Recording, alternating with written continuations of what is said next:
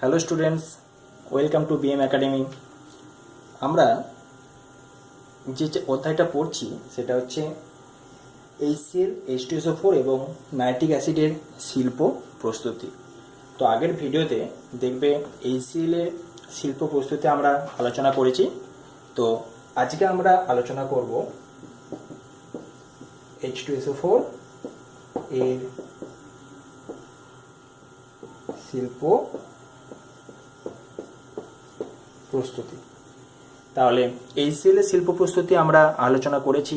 আজকে আমাদের আলোচনা হবে H2SO4 এর শিল্প প্রস্তুতি। তো এই H2SO4 এর শিল্প প্রস্তুতি আমরা স্পর্শ পদ্ধতির মাধ্যমে আলোচনা করব বা দেখব। তাহলে প্রথমেই এই H2SO4 এর শিল্প প্রস্তুতির আন্ডারে আমরা হেডিং করব স্পর্শ পদ্ধতি বা কন্ট্যাক্ট প্রসেস। বোঝা গেছে? তাহলে আমরা দেখব যে এই পদ্ধতিতে কিভাবে H2SO4 উৎপন্ন হয়। তো প্রথমেই H2SO4 এর শিল্প প্রস্তুতি বলার আগে আমরা একটা আলোচনা করে নিই যে এই যে H2SO4, এই H2SO4 আমরা প্রত্যেকেই জানি যে এটি একটি গাঢ় অ্যাসিড, তাই তো? এবং এই H2SO4 অ্যাসিডটি খনিজ অ্যাসিড হয়েছে, কারণ এটা প্রকৃতিতে পাওয়া যায় এবং এটি হচ্ছে খনিজ অ্যাসিড এবং স্ট্রং অ্যাসিড। আমরা জানি যে এই H2SO4 দ্বিক্ষারীয় বা এর ক্ষারকীয়তা হলো 2, কারণ এর প্রতিস্থাপনযোগ্য হাইড্রোজেন পরমাণুর সংখ্যা 2, তাই এর ক্ষারকীয়তা হলো 2। ঠিক আছে? তাহলে এই জিনিসগুলো হচ্ছে বেসিক জিনিস। তো আমরা সরাসরি চলে আসছি তোমাদের সিলেবাসে যেটা আছে সেটা হচ্ছে প্রস্তুতি। স্পর্শ পদ্ধতির মাধ্যমে কিভাবে আমরা H2SO4 শিল্পে বা ইন্ডাস্ট্রিতে আমরা ম্যানুফ্যাকচার করব। তো স্পর্শ পদ্ধতি জানতে গেলে আমাদের প্রথমে 3টে পার্টে আমরা জিনিসটাকে ভাগ করে নেব। 3টে পার্টের মাধ্যমে আমরা H2SO4 প্রস্তুত করব। তো প্রথমেই চলে আসি 1 নম্বর পার্ট বা 1 নম্বর পয়েন্ট যেটা হবে সেটা হচ্ছে SO2 উৎপাদন। অর্থাৎ যে কোনো উপায়ে আমরা SO2 বা সালফার ডাইঅক্সাইড উৎপাদন করব। ঠিক আছে? তো এই SO2 কিভাবে বানানো যায়?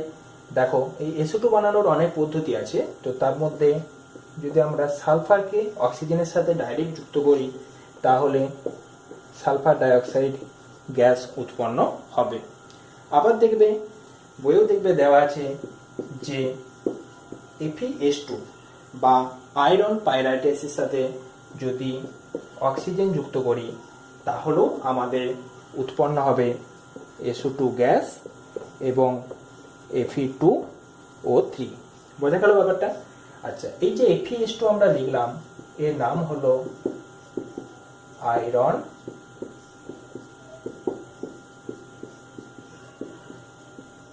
পাইরাইটিস। তোমরা এই দুটো বিক্রিয়ায় খেয়াল রাখবে যে কিভাবে আমরা SO2 উৎপন্ন করব। আচ্ছা, এবার একটু ব্যালেন্স করতে হবে। এই যে আয়রন পাইরাইটিসের সাথে এই বিক্রিয়াতে দেখো এখানে আয়রনের সংখ্যা আছে একটা, পরমাণু সংখ্যা এখানে আছে 2। তাহলে প্রথমেই আমরা এখানে বসিয়ে দেবো 2 ব্যালেন্স করার জন্য। এবার দেখো সালফারটা ব্যালেন্স করতে হবে। দেখো এখানে 4টে সালফার হয়েছে, 2 দুগুণে 4, তাহলে এর আগে আমরা বসিয়ে দিলাম 4। তাহলে আয়রন এবং সালফার ব্যালেন্স হয়ে গেল। পড়ে রইল আমাদের অক্সিজেন। দেখো এখানে 4 দুগুণে 8, 4 গুণিত 2 মানে 8, আর এখানে 3টে মানে 11টা অক্সিজেন আছে, আর এখানে O2 আছে। তাহলে এখানে যদি আমরা 11/2 করি তাহলে আমাদের দেখো ব্যালেন্সটা কমপ্লিট হলো। এইবার পুরোটাকে আমরা 2 দিয়ে গুণ করে দেবো, তাহলে এই ভগ্নাংশটা উঠে যাবে। অর্থাৎ পুরোটাকে যদি গুণ করি 2 দিয়ে তাহলে এইটা হয়ে যাবে 4FeS2, এইটা হয়ে যাবে 11O2, এটা হয়ে যাবে 8SO2, আর এটা হয়ে যাবে 2Fe2O3। অর্থাৎ এইভাবে আমরা সালফার ডাইঅক্সাইড উৎপন্ন করতে পারবো। প্রথম প্রসেস, সালফারের সাথে ডাইরেক্ট O2 মেশাবো, উৎপন্ন হবে SO2। দ্বিতীয়ত আমরা FeS2 বা আয়রন পাইরাইটিসের সাথে অক্সিজেন যুক্ত করে আমরা SO2 উৎপন্ন করতে পারি। নেক্সট হচ্ছে এই যে SO2 আমরা উৎপন্ন করলাম, আচ্ছা এটা মুছে দিই। এই যে SO2 আমরা উৎপন্ন করলাম, এই SO2কে জারিত করে বা অক্সিডেশনের মাধ্যমে আমরা SO3-তে পরিণত করব। এটা হচ্ছে নেক্সট স্টেপ। ঠিক আছে, তাহলে নেক্সট স্টেপ আমরা লিখব যে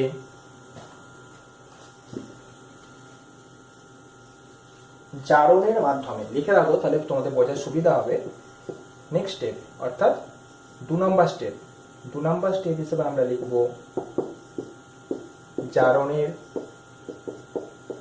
মাধ্যমে SO2 থেকে SO3 উৎপাদন। আশা করি বুঝতে পারছো ব্যাপারটা, যে SO2কে আমরা জারিত করব। জারণ ঘটতে গেলে অবশ্যই অক্সিজেনের দরকার, তবেই আমরা SO3 পাবো। তাহলে এখানে যে বিক্রিয়াটা আমরা ঘটাবো সেটা হচ্ছে SO2 প্লাস SO2-র সাথে আমরা যুক্ত করব O2, উৎপন্ন হবে SO3। বোঝা গেল? ব্যালেন্স করতে হবে। দেখো সালফার ব্যালেন্সড অলরেডি হয়ে আছে।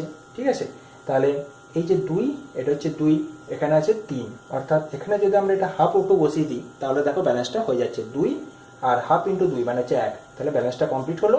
এবার পুরোটাকে আমরা 2 দিয়ে গুণ করে দিলাম, তাহলে এটা হয়ে গেল 2SO2 প্লাস O2 সমান হচ্ছে 2SO3। এখন এই যে প্রক্রিয়াটা, এই প্রক্রিয়াটা হচ্ছে রিভার্সিবল প্রসেস। ঠিক আছে, রিভার্সিবল বলতে বোঝায় প্রত্যাবর্ত, অর্থাৎ সম্মুখ দিকে যেমন SO2 এবং O2 মিলে SO3 তৈরি হবে, ঠিক তেমনি SO3 থেকে SO2 এবং অক্সিজেনও তৈরি হবে। সাথে সাথে দুটো প্রসেস একসাথে চলতে থাকবে, সেই জন্য এই পুরো বিক্রিয়াটাকে বলা হয় রিভার্সিবল প্রসেস। ঠিক আছে, এবং এই বিক্রিয়াটা হচ্ছে তাপমোচী বিক্রিয়া, অর্থাৎ প্লাস আমরা লিখতে পারি তাপ, অর্থাৎ পুরো বিক্রিয়াটিতে তাপ উৎপন্ন হবে। এখন দেখো এই বিক্রিয়াটা ঘটাতে গেলে, অর্থাৎ SO3 উৎপন্ন করতে গেলে কতগুলো নির্দিষ্ট শর্ত আমাদের খেয়াল রাখতে হবে। যেহেতু বিক্রিয়াটা উভমুখী, অর্থাৎ সামনের দিকেও যেমন যাচ্ছে পিছন দিকেও তেমন যাচ্ছে, তাই SO3 যদি আমরা চাই উৎপাদন করতে তাহলে অবশ্যই বিক্রিয়াটাকে সম্মুখ দিকে অগ্রসর করতে হবে। এবারে যেহেতু এই বিক্রিয়াটাতে অলরেডি তাপ উৎপন্ন হচ্ছে, তাই আমরা সবসময় চেষ্টা করব কম তাপমাত্রাতে বিক্রিয়াটি ঘটানোর। কিন্তু যদি আবার খুব কম তাপমাত্রা করি তাহলে আবার বিক্রিয়াটা হতে চাইবে না। তাই এখানে পারফেক্ট যে তাপমাত্রা সেটা হচ্ছে প্রায় 450 থেকে 500 ডিগ্রি সেন্টিগ্রেডের মধ্যে বিক্রিয়াটি ঘটানো হয়ে থাকে। অর্থাৎ আমরা এখানে লিখব যে প্রায় 450 ডিগ্রি সেন্টিগ্রেড থেকে 500 ডিগ্রি সেন্টিগ্রেডের মধ্যে বিক্রিয়াটি ঘটানো হয়। কারণ খুব কম তাপমাত্রায় বিক্রিয়াটি হতে চাইবে না, আর যেহেতু এটা তাপমোচী বিক্রিয়া তাই খুব বেশি তাপমাত্রারও আমাদের আর দরকার নেই। 2 নম্বর হচ্ছে, দেখো যেহেতু আমরা বিক্রিয়াটাকে সামনের দিকে অগ্রসর করব, তাই চাপ এখানে বাড়াতে হবে না কমাতে হবে যদি আমাদের দরকার হয়। তাহলে দেখো যে যদি আমরা চাপ বাড়াই তাহলে বিক্রিয়াটা সেই দিকে অগ্রসর হবে যেদিকে এর মূল সংখ্যা কম আছে। দেখো এই বাঁ দিকে দেখো 2 আর 1 3, আর ডান দিকে হচ্ছে শুধু 2। অর্থাৎ যদি বিক্রিয়াটা সামনের দিকে অগ্রসর হয় তাহলে 3 মোল থেকে 2 মোলের দিকে যাবে, আর ব্যাকওয়ার্ড দিকে বা পিছন দিকে গেলে 2 মোল থেকে 3 মোলের দিকে যাবে। তাহলে আমরা বুঝতে পারছি যে বিক্রিয়াটা যদি সামনের দিকে যায় তাহলে মূল সংখ্যা কমছে। তাই বিক্রিয়াটাকে সামনের দিকে নিয়ে যেতে গেলে বা মূল সংখ্যা কমাতে হলে আমাদের চাপ বাড়াতে হবে বা চাপ বৃদ্ধি করতে হবে। ক্লিয়ার? তাহলে চাপ এখানে আমাদের কি করতে হবে? বৃদ্ধি করতে হবে, যাতে করে বিক্রিয়াটা সামনের দিকে যায়। কারণ আমরা জানি যে চাপ বৃদ্ধি করলে বিক্রিয়াটা সেই দিকে অগ্রসর হয় যেদিকে মোল সংখ্যার পরিমাণ কম থাকে। জেনারেলি এখানে বায়ুমণ্ডলীয় যে চাপটা থাকে সেটা 1.5 থেকে 2 বায়ুমণ্ডলীয় চাপ থাকে। বোঝা গেছে? বেশ। 3 নাম্বার হচ্ছে অনুঘটক। অর্থাৎ অনুঘটক কি না, অনুঘটকের কাজ হলো বিক্রিয়াটা যেদিকেই যাক না কেন তার গতিকে ত্বরান্বিত করা। তাই বিক্রিয়াটা আমরা যেহেতু ফরওয়ার্ড দিকে নিয়ে যেতে চাইছি, অর্থাৎ SO3 উৎপাদন করতে চাইছি, তাই এখানে অনুঘটক বা ক্যাটালিস্ট হিসাবে আমরা ব্যবহার করতে পারি প্ল্যাটিনামের অ্যাসবেস্টাস বা V2O5 মানে হচ্ছে ভ্যানাডিয়াম পেন্টক্সাইড। তাহলে প্ল্যাটিনাম ব্যবহার করতে পারি বা V2O5 অর্থাৎ ভ্যানাডিয়াম পেন্টক্সাইড, এর নাম হচ্ছে ভয়েজফেল আকার দন্তন আকার ভ্যানাডিয়াম পেন্টক্সাইড। তাহলে আমরা হয় প্ল্যাটিনাম ব্যবহার করব, তা না হলে ভ্যানাডিয়াম পেন্টক্সাইড ব্যবহার করব। 4 নম্বর যেটা, সেটা দেখো, যেহেতু বিক্রিয়াটা অক্সিজেনের উপস্থিতিতে ঘটছে, তাই অক্সিজেনের পরিমাণটা আমরা যত বেশি নেব তত বিক্রিয়ার হারটা তত বাড়বে। তাই O2 এর পরিমাণ বেশি রাখবো, অর্থাৎ অক্সিজেনটাকে আমরা বেশি রাখার চেষ্টা করব। অক্সিজেনটাকে যদি আমরা বেশি রাখি তাহলে বিক্রিয়াটাও তাড়াতাড়ি সামনের দিকে ত্বরান্বিত হবে। ক্লিয়ার এতটা অবধি? এইবার এখানে একটা জিনিস আমরা খেয়াল রাখবো যে এখানে দেখো অনুঘটক হিসেবে আমরা দুটো জিনিস লিখলাম, একটা হচ্ছে V2O5 আর একটা হচ্ছে প্ল্যাটিনাম। জেনারেলি দেখা যায় যে আমরা যখন বিক্রিয়াগুলো করি তখন V2O5 বা ভ্যানাডিয়াম পেন্টক্সাইডটা ব্যবহার করি, প্ল্যাটিনামটা সচরাচর ব্যবহার করি না। তো এর কারণটা কি? তো এর কারণ হিসেবে আমরা লিখবো, তাহলে এখানে একটা ছোট কোশ্চেন তো আমরা নিচে হেডিং এর মতো লিখে রাখো যে কেন H2SO4 উৎপাদনের সময় অনুঘটক হিসাবে প্ল্যাটিনামের পরিবর্তে V2O5 ব্যবহার করা হয় বা V2O5কে কেন প্রায়োরিটি দেওয়া হয়। তো প্রথমে আমরা দেখব যে এই যে V2O5 আর এই সাইডে যদি আমরা প্ল্যাটিনাম লিখি, এদের মধ্যে যদি তুলনা করি তাহলে সব থেকে মেন কারণ যেটা 1 নম্বর কারণ, সেটা হচ্ছে V2O5 সহজলভ্য বা সহজে পাওয়া যায় এবং সস্তা। ঠিক আছে, V2O5 খুবই চিপ এবং এর দাম হচ্ছে কম। অপরদিকে প্ল্যাটিনাম হচ্ছে অত্যন্ত দামি, তাই এই প্রক্রিয়া ঘটানোর জন্য আমরা বেশি খরচ না করতে চাইলে বা খরচ বাঁচানোর জন্য আমরা V2O5 সহজেই ব্যবহার করতে পারি। 2 নম্বর যে কারণটা, সেটা হচ্ছে এই V2O5 এর মধ্যে যদি কিছু অশুদ্ধি থাকে, যদি কিছু অশুদ্ধি থেকেও থাকে তাহলে সেটা V2O5 এর ক্রিয়াটাকে নষ্ট করতে পারে না। তাহলে 2 নম্বর পয়েন্ট হিসেবে আমরা লিখব যে অশুদ্ধি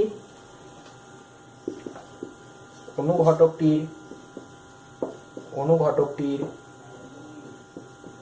কার্যকারিতা নষ্ট করতে পারে না। ফলে যদি আমরা V2O5 নিই তাহলে তার যে কার্যকারিতা, সেই কার্যকারিতা বজায় থাকে এবং সহজেই SO2 থেকে SO3 উৎপন্ন হয়। কিন্তু প্ল্যাটিনামের মধ্যে অশুদ্ধি হিসাবে সিলিকা বর্তমান থাকে এবং সিলিকা, আর্সেনিক প্রভৃতি বর্তমান থাকে এবং অশুদ্ধি হিসাবে থাকে এবং এগুলি কি করে প্ল্যাটিনামের কার্যকারিতা নষ্ট করে দেয়। তাহলে আমরা এখানে লিখব যে এর মধ্যে অশুদ্ধি হিসাবে থাকা আর্সেনিক অনুঘটকটির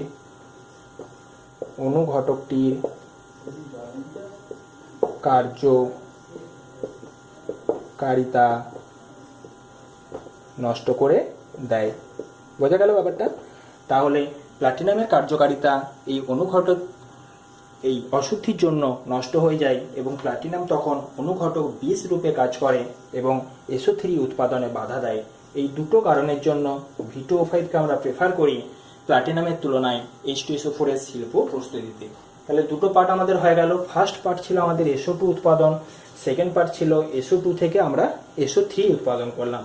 এরপরে লাস্ট পার্ট অর্থাৎ এই পার্টটাতে আমরা H2SO4 উৎপন্ন করব।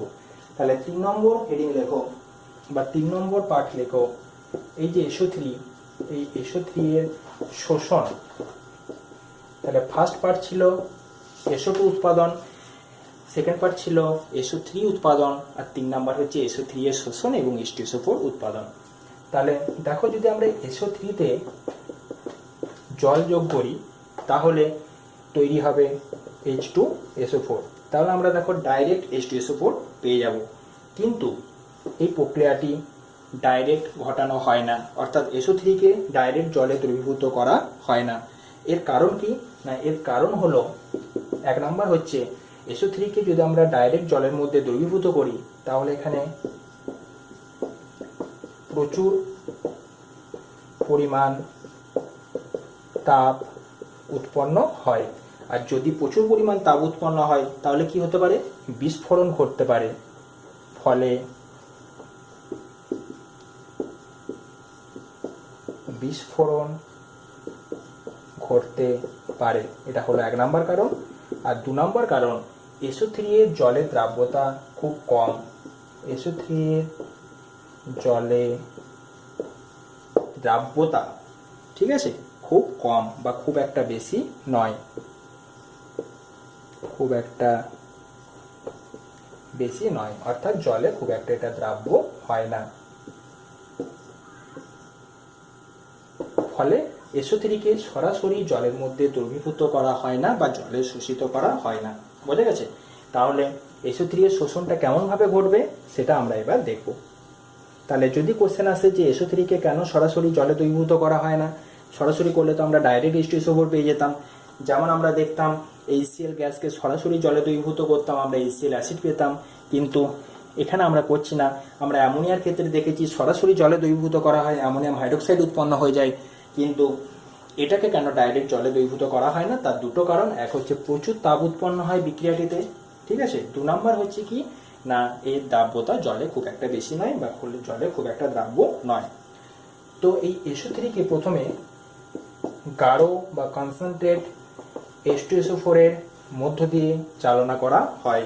কনসেন্ট্রেট H2SO4 বা গাঢ় H2SO4, এই H2SO4টা প্রায় 98% মতো পিওর H2SO4 নেওয়া হয়। ফলে কি হয়, এর মধ্যে দ্রুত বিক্রিয়া ঘটে এবং তৈরি হয়, দেখো H2 দুটো S আছে, অর্থাৎ H2O3O4, তৈরি হয় O7, অর্থাৎ H2H2O7। এর নাম হলো ওলিয়াম। খুব ইম্পর্টেন্ট, হ্যাঁ, যে ওলিয়াম কি। তো এই যে ওলিয়াম, এটি হলো বাদামি বর্ণের একটি তরল তৈলাক্ত পদার্থ। তাহলে এটি হলো বাদামি বর্ণের তরল তৈলাক্ত পদার্থ। ক্লিয়ার? এই যে ওলিয়াম, এর নাম, আরেকটা রাসায়নিক নাম হলো পাইরোসালফিউরিক অ্যাসিড। পাইরোসালফিউরিক অ্যাসিড। বোঝা গেল ব্যাপারটা? তো এই যে ওলিয়াম আমরা তৈরি করলাম, এই ওলিয়ামকে যদি আমরা জলে দ্রবীভূত করি, অর্থাৎ এতে যদি আমরা জল দিই, তাহলে আমাদের তৈরি হবে H2SO4, অর্থাৎ H2H2O7 প্লাস H2O সমান হচ্ছে H2SO4। এর আগে 2 বসবে, দেখো পুরো ব্যালেন্সটা হয়ে যাবে। দেখো H2H2 মিলে 2H2 তৈরি হলো। আচ্ছা, S2 আছে, অর্থাৎ 2S হয়ে গেল, O7 আর O8, দেখো O4 আছে, তাহলে 4 দুগুণে 8, অর্থাৎ H2H2O7 প্লাস H2O, অ্যাকচুয়ালি এর সাথে জলটা যোগ করা হয়, সমান তৈরি হলো 2 অণু H2SO4। অর্থাৎ এই প্রক্রিয়ার মাধ্যমে আমরা H2SO4 উৎপন্ন করতে পারি।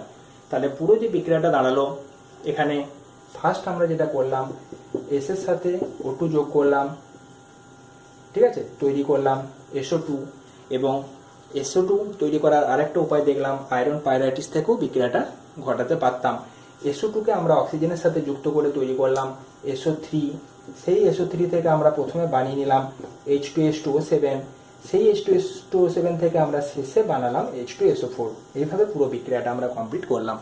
এখান থেকে মেন কোশ্চেন যেগুলো তোমাদের উঠে আসবে, সেটা একটা আসতে পারে H2SO4 এর পুরো শিল্প প্রস্তুতিটি বর্ণনা করো। তোমরা 3টে ধাপে এরকমভাবে পুরোটা লিখবে। 2 নাম্বার কোশ্চেন আসতে পারে যে এইটি তৈরি করার সময় ভ্যানাডিয়াম পেন্ডক্সাইড বা V2O5 কেন বেশি ব্যবহার করা হয়, প্লাটিনাম কেন ব্যবহার করা হয় না, তার কারণ হিসাবে দেখালাম। 3 নাম্বার আসতে পারে যে SO3 কে কেন সরাসরি জলে দ্রবীভূত করা হয় না, তারও ব্যাখ্যা আমরা দিলাম। এবং লাস্ট কোশ্চেন আসতে পারে যে ওলিয়াম কি। ওলিয়াম বলবো আমরা যে SO3 কে যখন H2SO4 এ দ্রবীভূত করা হয়, তখন যে পদার্থটি উৎপন্ন হয় সেটি হলো ওলিয়াম। পরবর্তীকালে এই ওলিয়ামকে আমরা জলে দ্রবীভূত করে H2SO4 উৎপন্ন করি। যদি বলা হয় যে ওলিয়াম দেখতে কেমন, বাদামি বর্ণের একটি তরল তৈলাক্ত পদার্থ, এবং ওলিয়ামের রাসায়নিক নাম কি? পাইরোসালফিউরিক অ্যাসিড। তো এই ওলিয়াম টার্মটা কি বা ওলিয়াম কি এটাও আমরা জেনে ফেললাম। তো H2SO4 এর শিল্প প্রস্তুতি এখানেই শেষ হলো। এরপর আমাদের লাস্ট আরেকটা রয়েছে যে অসওয়াল্ড পদ্ধতিতে নাইট্রিক অ্যাসিড প্রস্তুতি। তো আমরা পরের ভিডিওতে আমরা দেখব যে কিভাবে নাইট্রিক অ্যাসিড প্রস্তুত হয়। তোমরা আপাতত HCl এবং H2SO4 এই দুটো পড়তে থাকো। ওকে, থ্যাংক ইউ।